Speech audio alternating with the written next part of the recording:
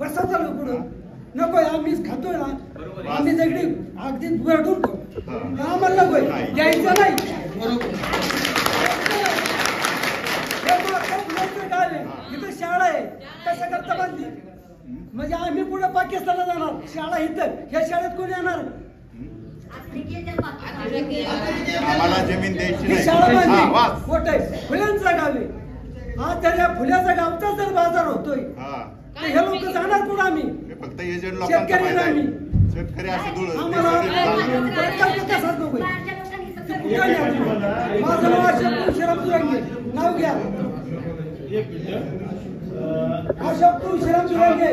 नाव घ्या माझं या ठिकाणी आपण संवाद बैठकीचं आयोजन केलेलं आहे त्यामुळं ज्यांना जे बोलायचे त्यांनी एकेकाने बोला सगळ्यांनीच गोंधळ केला तर साहेबांनाही कळलं नाही ना की आपलं म्हणणं काय त्यामुळं एकेकाने फक्त बोला आणि सगळ्यांचं साहेब संवाद बैठकीसाठी आलेले आहे सभेसाठी नाही आलेले ऐकून घेतील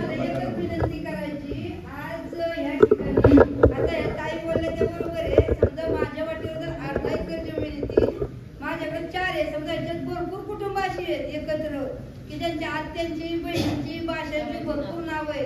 ह्या माणसाला जर अर्धा एकर किंवा पाऊण एकर जर जमीन आली तर ह्या अर्ध्या एकराचे तुमचे पैसे येणार काय बाहेर जाणार काय खाणार काय आणि करणार काय इथं सासवडला जेजुरीला गेलं 50 लाखाला गुंठा आहे